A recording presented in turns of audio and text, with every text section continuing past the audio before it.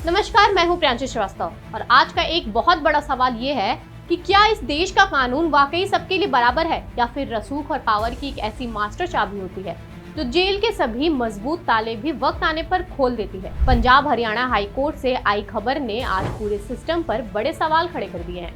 डेरा सच्चा सौदा प्रमुख गुरमीत राम रहीम को पत्रकार रामचंद्र छत्रपति हत्याकांड मामले में बरी कर दिया गया है। ये वही मामला है जिसने 2002 में पूरे देश की रूह कपा दी थी। एक निडर पत्रकार जिसने सत्ता और धर्म के नाम पर चल रहे काले धंधों को उजागर किया, उसे उसके घर के बाहर गोली मारकर हत्या कर दी गई।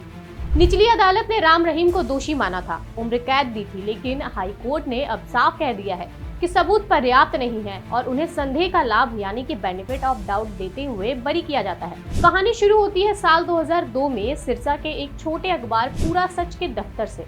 रामचंद्र छत्रपति कोई बड़े टीवी स्टार नहीं थे, लेकिन उनके पास जो पत्रकारिता का जज्बा था वो आज के दौर में ढूंढे नहीं मिलता है।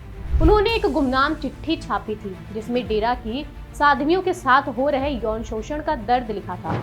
उस दौर में राम रहीम का जो इम्पैक्ट था उसके खिलाफ एक शब्द लिखना भी अपनी मौत को दावत देने जैसा था। छत्रपति जी को धमकियां मिली, भयानक दबाव बनाया गया, लेकिन वे झुके नहीं। नतीजा ये हुआ कि 19 अक्टूबर 2002 को उन्हें उनके घर के बाहर गोली मार दी गई।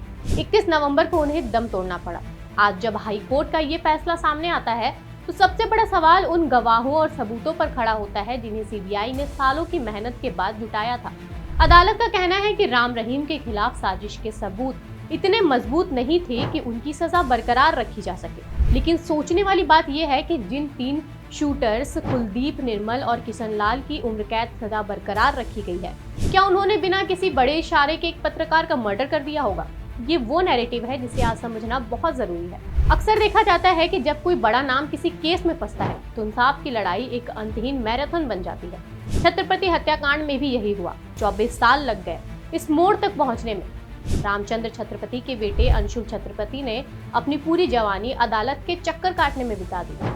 सीबीआई जांच के लिए उन्हें हाईकोर्ट की दहलीज तक घिसटना पड़ा क्योंकि शुरुआती पुलिस जांच में लोपापोती कर रही थी, जिसके बाद 2006 में केस सीबीआई को गया और 2019 में जाकर निचली अदालत ने राम रहीम को दोषी ठहराया। उस वक्त लगा था कि शायद कानून वाकई अंधा होता है और सबको एक तराजू में तौलता है, लेकिन हाई कोर्ट के इस ताजा फैसले ने एक बार फिर पब्लिक मूड को हिलाकर रख दिया है। लोग पूछ रहे हैं कि क्या सिस्टम में रसूखदार लोगों के लिए बेनिफिट ऑफ डाउट का दरवाजा हमेशा खुला रहता है। वहीं दूसरी तरफ उन 3 दोषियों की सजा बरकरार है जो सिर्फ मोहरे की तरह इस्तेमाल किए गए थे। यह हमारी न्याय की प्रणाली का वो चेहरा है जहां असली मास्टरमाइंड अक्सर बचकर निकल जाते हैं। अब बात करते उस पहलू की जो पूरे सिस्टम की पोल खोलता है, पैरोल और राजनीति का क्रोनोलॉजी।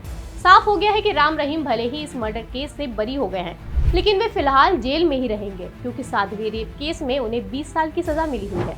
लेकिन यहाँ गौर करने वाली बात यह है कि राम रहीम का जलवा जेल के अंदर भी कायम रहा है। पिछले कुछ सालों में उन्होंने 400 से ज्यादा दिन पैरोल और पल्लों पर बाहर बिताए हैं। क्या आपने कभी गौर किया है कि राम रहीम की पैरोल और चुनावों के बीच एक बड़ा कनेक्शन है? बात यह है कि जब जब हरियाणा में चुनाव करीब होते हैं, चाहे वो विधानसभा चुनाव हो या पंचायत चुनाव, डेरा प्रमुख के पैरोल की अर्जी अचानक मंजूर हो जाती है।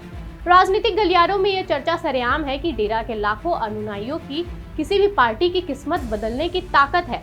सिरसा, हिसार और फतेहाबाद जैसे जिलों में डेरा का जो वोट बैंक है उस पर हर राजनीतिक दल की लार टपकती है। पैरोल मिलती है, राम रहीम बाहर आते हैं, ऑनलाइन सत्संग होते हैं और फिर इशारों इशारों में एक खास मैसेज उन करोड़ों समर्थकों तक पहुंच जाता है। ये सिस्टम है उस लचीलेपन का जो दिखाता है कि राजनीतिक रसूख और वोट बैंक की ताकत से तय होती है। चुनाव आते ही पैरोल की अर्जियां मंजूर होने लगती हैं और ये महज इत्तेफाक तो कतई नहीं हो सकता। ये न्याय के उस चेहरे पर राजनीति का वो तमाचा है जिसे आम आदमी असहाय होकर बस देखता रह जाता है। अब इस मामले ने कई चुभते हुए सवाल खड़े कर दिए हैं। क्या वाकई कानून सबको एक बराबर दिखता है या फिर उस पट्टी के पीछे से सत्ता की चमक साफ दिखाई देती है? आपको क्या लगता है, क्या हाईकोर्ट का ये फैसला न्याय की जीत है या पावरफुल रसूख की? क्या चुनावों और पैरोल का ये कनेक्शन हमारे लोकतंत्र के लिए खतरनाक है? अपनी राय कमेंट सेक्शन में जरूर लिखें और ऐसे ही बड़े मुद्दों पर बात करने के लिए बने रहें हमारे साथ। तब तक के लिए धन्यवाद। श्रेष्ठ भारत पर खबरों से जुड़े रहने के लिए चैनल को सब्सक्राइब और लाइक करें, बेल आइकन दबाएं और देखते रहें श्रेष्ठ भारत।